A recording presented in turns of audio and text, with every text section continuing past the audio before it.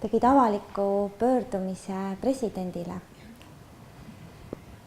Et see pöördumine on meil ka siin näitusel üleval. Ma olen seda mitu korda ise lugenud. See on väga südamlik pöördumine ja väga emotsionaalne pöördumine. Kui sa kirjutasid neid kirju või tegid neid artikleid, siis kui palju sa tundsid, et kas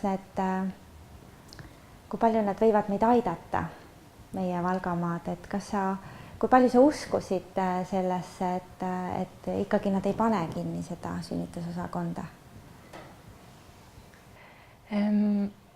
Ma uskusin sellesse ja